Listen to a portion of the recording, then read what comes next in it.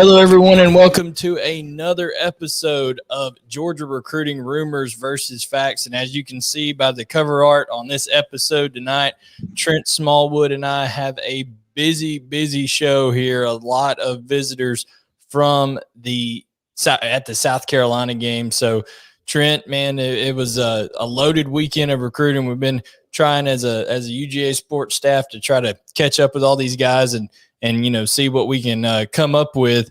So right off the bat, I mean, Arch Manning, it's as big as it gets. I think everybody might have saw him once or twice on TV, just a couple of times. But it was a big event having football royalty there in Athens. No doubt, and I think some having Arch there. I don't think people realize, like, coming into this weekend, maybe that Georgia was a legit contender. You've heard a lot more teams with Arch than Georgia. And you kind of look at it where they got Gunner, they got Brock Vandegrift. They're not going to land, a lot of people say they're not going to land Arch in 23 too. But, Georgia's got a legit chance. I think they've made that known. I think they having him on campus this weekend, it just shows how serious of a threat they are. Oh, yeah. I mean, Arch Manning is someone that wherever he goes. So, and let's say, a threat in front of him to play. Alabama is obviously in there. Nick Saban and them will have a chance, but they've got quarterbacks there in front of him. If he were to go there, Texas has, two young quarterbacks right now that they really like that are there in front of him. So wherever he goes, Ole Miss is never going to be short of good quarterback play with Lane Kiffin. So wherever you go now in this environment today in college football, you're going to have to play, but you're going to have to compete rather and not worry about who you're competing against. Just kind of do your own game. And I don't think there's a family out there that would kind of bring that mentality better than the Manning family. Obviously they're used to having success. But they also are used to handling things with class and doing things kind of the right way out there. So Arch definitely is going to keep this recruitment close to his vest. But by all indications that we've gotten talking to other recruits that have been there, things like that, he really enjoyed his time. I mean, you saw it on the Pat McAfee show today, which was crazy. Eli mentioning that Arch doesn't care about NIL. He doesn't care about all this stuff. He thought it was just really cool that the student section had we want Arch on the Spike Squad over there. So, I mean, people forget these are 16, 17, 18-year-old kids at times that are going through these processes. Right, and that's how you got to know how to recruit a kid. I'm coming from a Manning family. Money's probably not an issue. So focus on the nil. With him's probably not a necessity, but focus on like the Spike Squad, putting out his name, stuff like that. That stuff really hits the home, and I think he had another good visit to Georgia. This is probably his third visit. He come in at least his second visit. I know he was there this summer, and the thing that Trent that I think he had to be very impressed with, and I wrote this in the recruiting notes today, is the way that he got to see JT Daniels operate Georgia's offense. Yeah. There's not a better example of what a Manning style quarterback would do, because JT Daniels is like Peyton and Eli, not the most gifted athlete, fleet of foot in the world. I mean, he can move when he needs to, but he's making checks at line of scrimmage. He's changing Georgia's runs. He in fact changed a run early in that game that ended up resulting in a touchdown for Georgia. He changed the mic ID, did all that kind of stuff at the line of scrimmage, being able to change protections, work under center and in shotgun, and hit accurate deep balls as well as intermediate passing games. So I thought JT really showcased everything that you could want to see out of a Georgia quarterback, and that's important when you got a guy like Arch Manning there. Yeah, and I think the whole talk about you got to go to a dual threat guy to be successful, and that's not necessarily true. The way the offense, if Georgia can stretch the field like they did this past weekend, get the running back involved, and they did certain things, different things with JT. They rolled him out a couple times. They got him on the move. I thought a lot of people wanted him to bootleg it into the end zone when they were up by 30 and were taking a hit, but that probably wouldn't have been smart. But they showcased that talent. They showcased his ability to stretch the field, go vertical, and and you know, I'm sure Arch and the family liked it.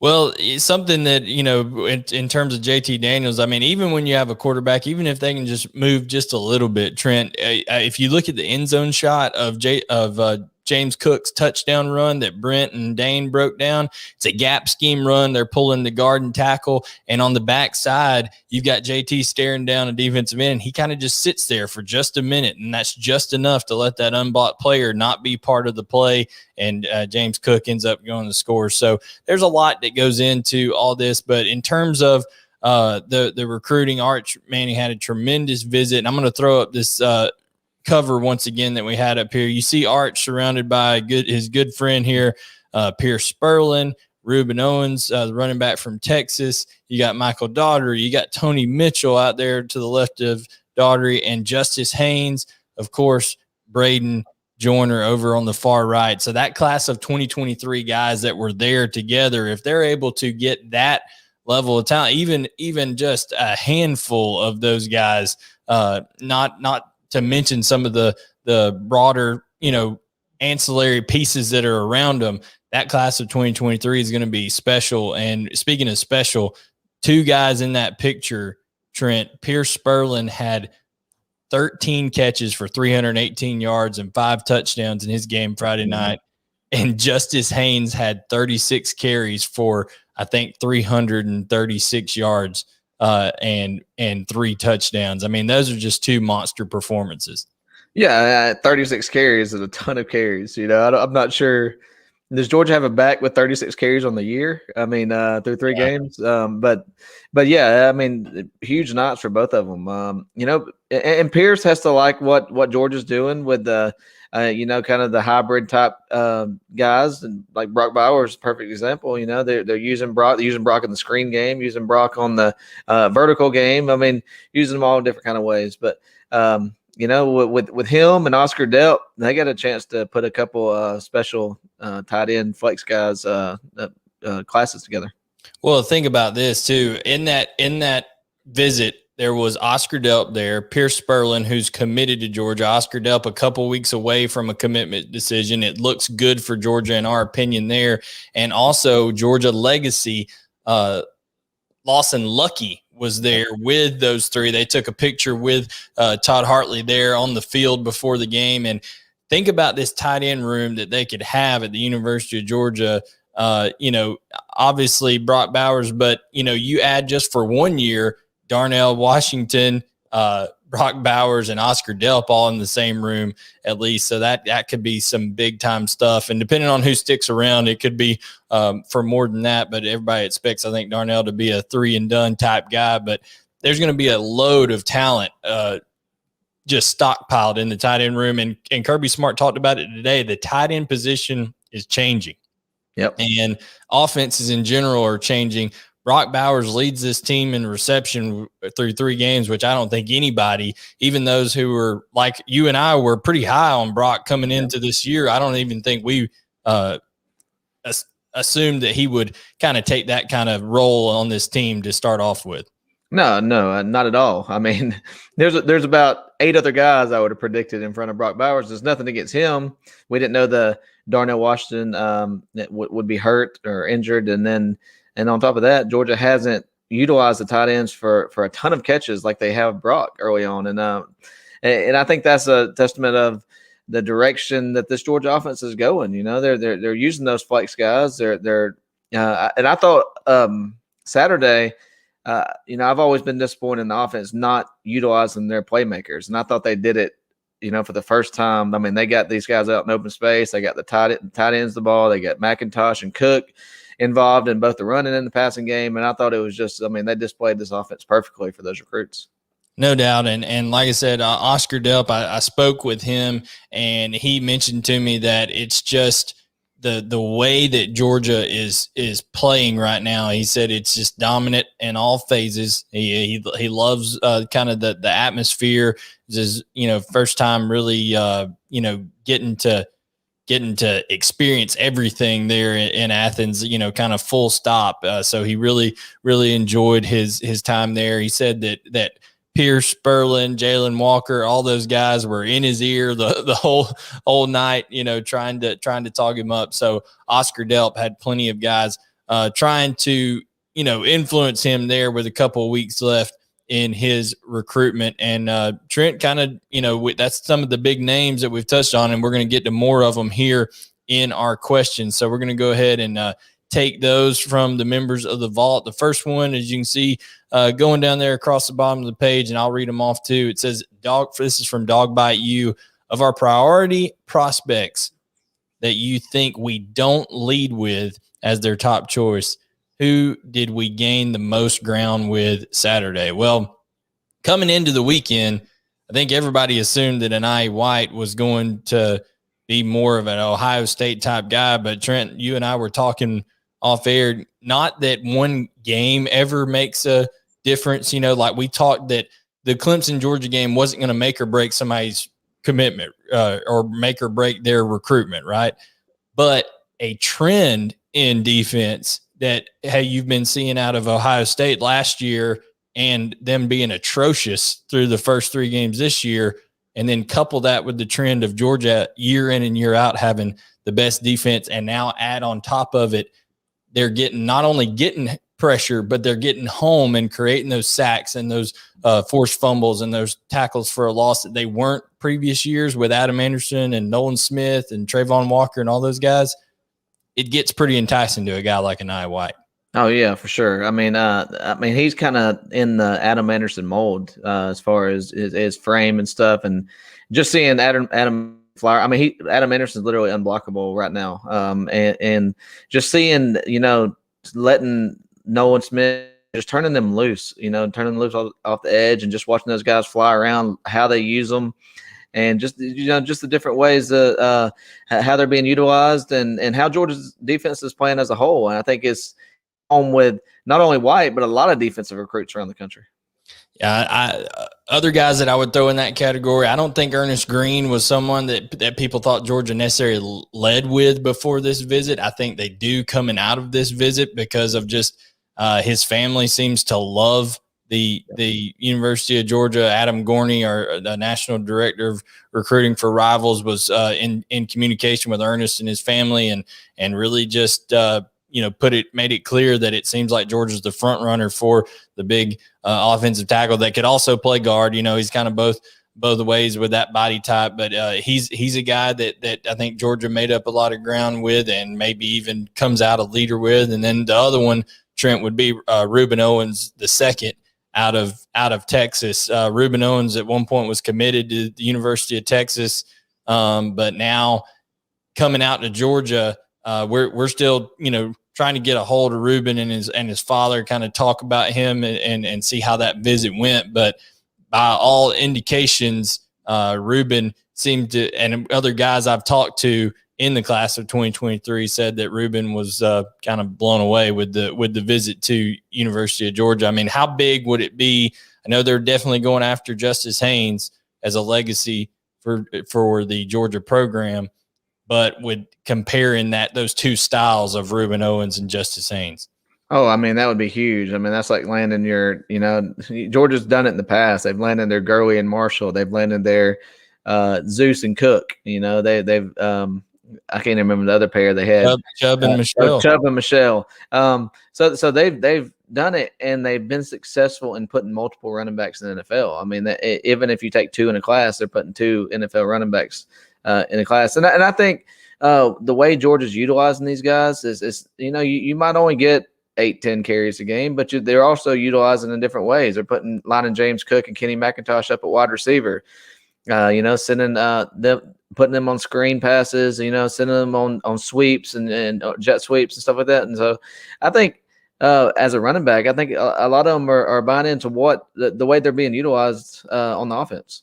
I think it was Kenny McIntosh that they lined up in a trip set out wide. He was the number 1 receiver closest to South Carolina's sideline, and on a third down play ran a little tunnel screen almost with him, and he catches it and picks up a first down. Mm-hmm. That's a big play. That's a creative play. That's something that utilizes your players' skill sets. And a guy like a Reuben Owens, is that type of back that can go out and do a lot of different things. He's dangerous on the perimeter. And then Justice Haynes, we talked about it earlier. He had 36 carries in his last ball game. Justice Haynes is looking forward to getting to college so he doesn't have to work as hard as because in high school they're giving that man the rock. I mean, he is carrying the load. The next question here is from Colony City Dog. Please give us your thoughts on Nye White as a player, how he stacks up against others we have recruited at the position, and where the Dogs stand currently in his recruitment. Well, Trent, you already compared him a little bit to an Adam Anderson type mold. I don't know if he's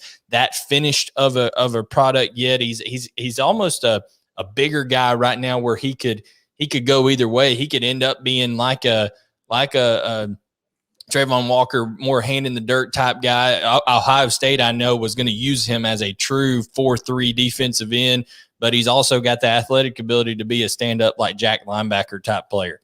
Yeah. And Nye is just you can use him in either way. I think Who would you compare him to?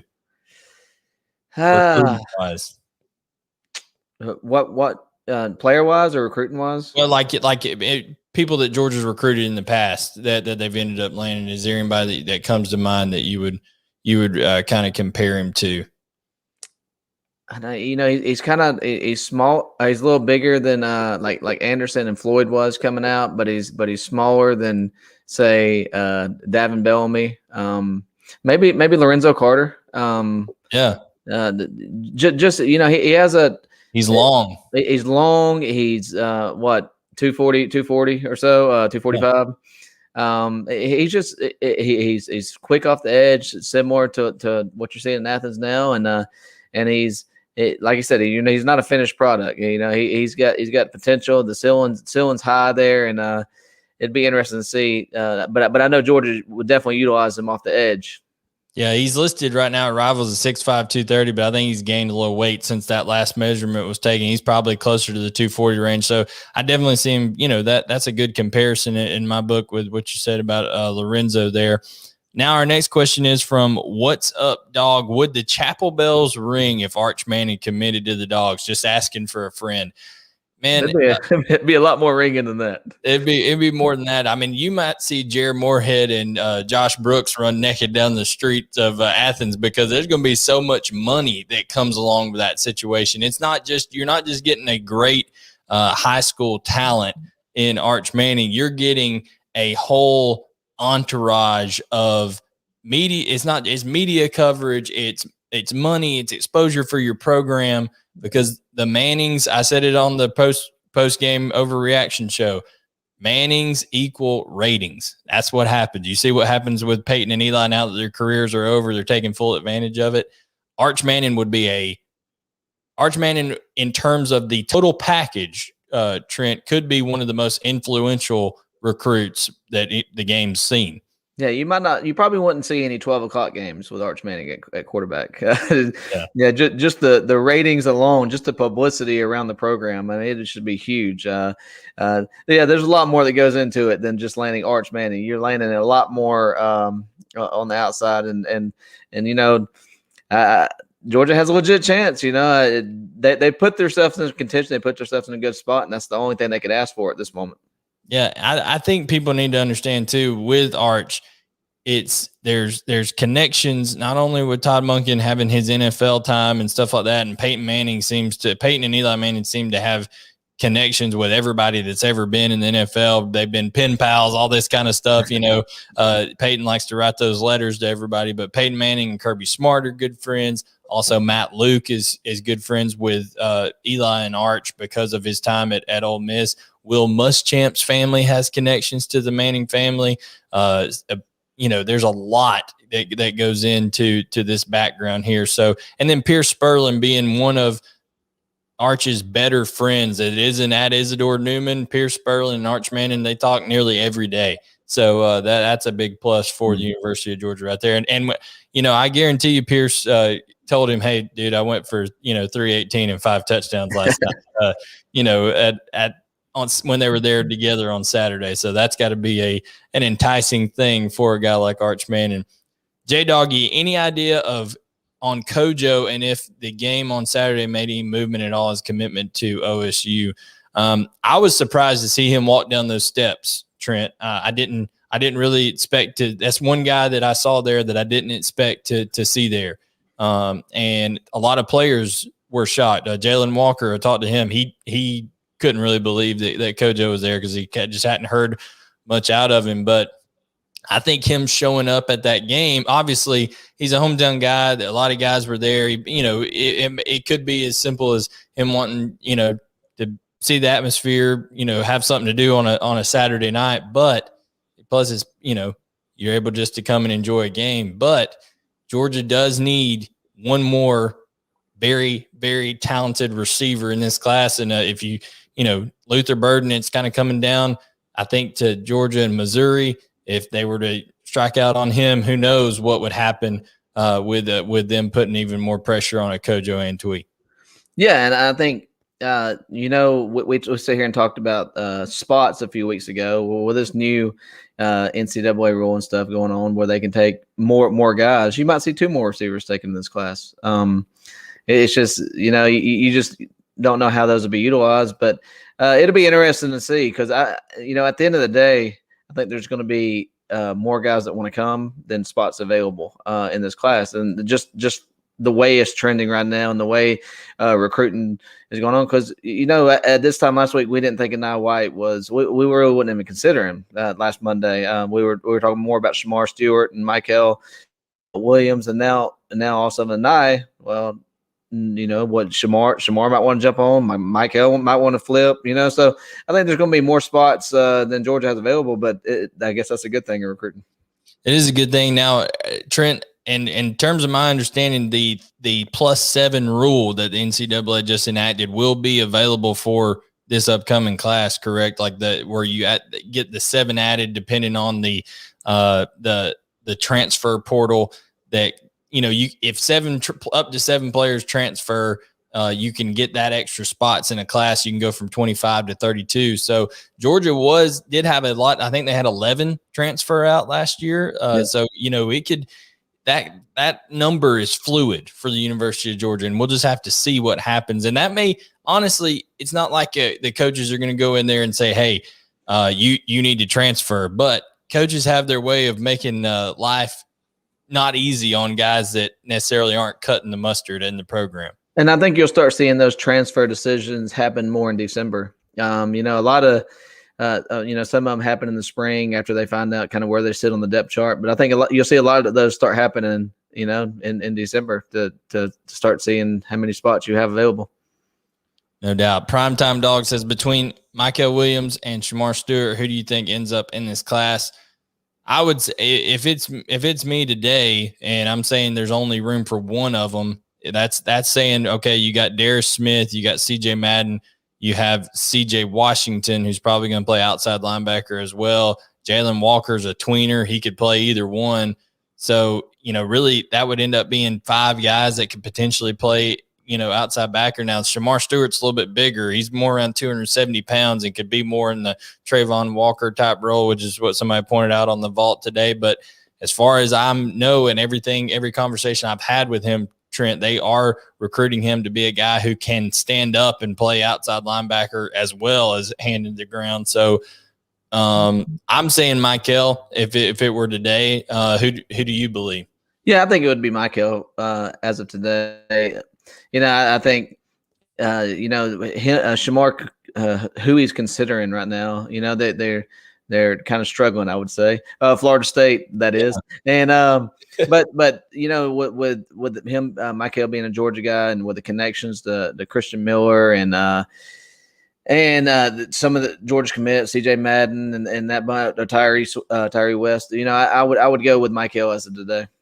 Yeah, and Michael, hey, he did take a visit to Florida this past week and saw Florida turn in a good performance against Alabama. So that situation is definitely going to be fluid. Guys on the chat, we see you over there. We're going to get all our vault members' questions first, but guys like Ray Tao, Tony Jackson, Brent Patterson, we see all you guys over there. Thank you for tuning in. But we're going to get to all of our we answer all of the questions of our vault members first on here.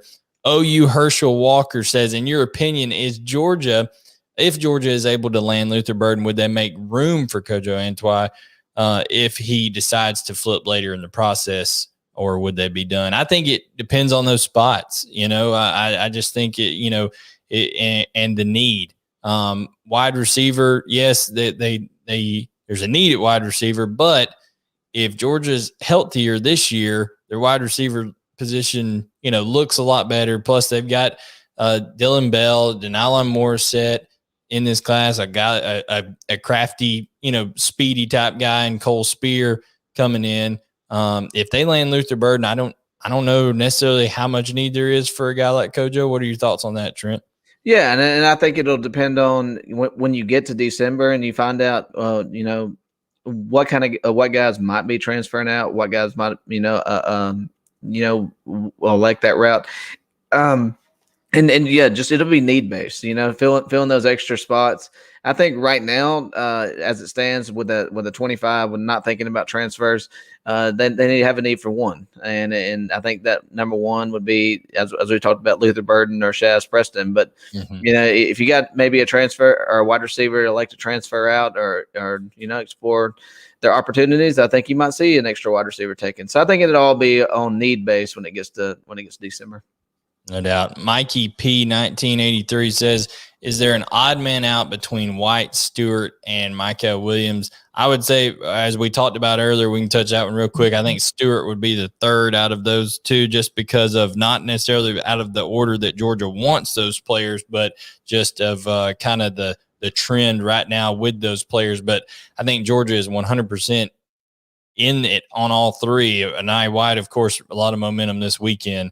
But Trent, I think that, we've already kind of touched on that one, so we can move on from there. Trent, you still with me? You froze up, man. Can you hear me?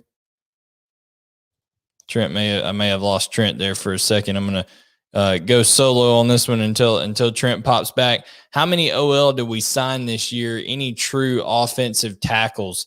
In terms of true offensive tackles, I think whether it's a guy like a Ernest Green or a Jacob Hood, both of those guys are big enough and move well enough where they could bump inside to guard, do things like that. They can play some tackle at will. But Georgia's so stacked at offensive tackle right now that I just don't know if there's that big of a need for a true offensive tackle. Of course, you got Griffin Scroggs, who's going to be an interior offensive lineman. So there's not as big of a need. I think in terms of the number that you end up with, I think that would be, honestly, I think at this point, it's going to be 3. So I think whether it's Elijah Pritchett, which I don't know if that's a realistic possibility right here on both sides of the equation, and then Ernest Green as well. I think that's the one that you got to keep your eye on if you're looking at things for Georgia. Realistic UGA fan 1191 version 2.0, as always, with a great question here. He says, which recruits did we make there's Trent coming back at us. Here we go. All right, he's back. There you go, Trent.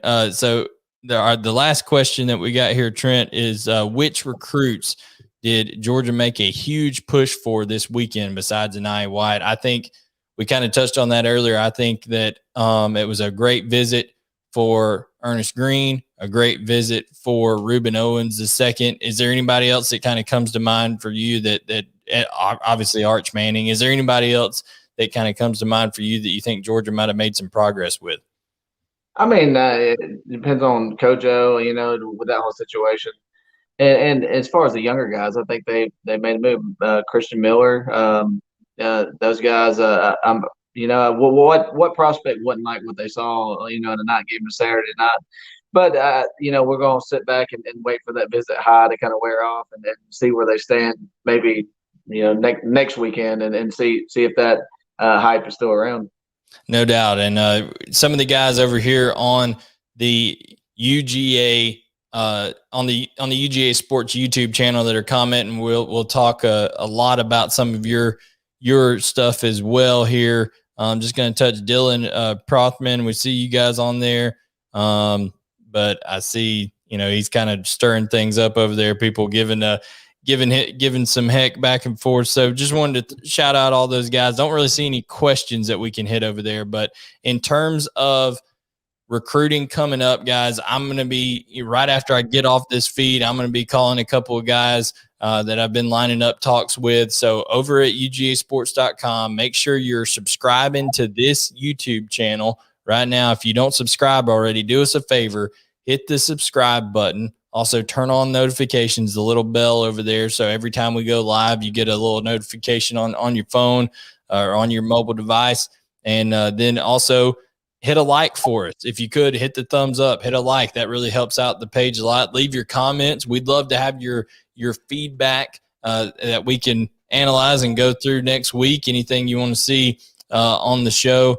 But Trent, I think coming up, we're just going to be trying to reach out to some of these guys. You've got a decision coming up, I think, on Friday with Jonathan Hewley, Bo Hewley out of Langston Hughes. What are your thoughts on big Bo Hewley as his commitment date comes up right before we go here?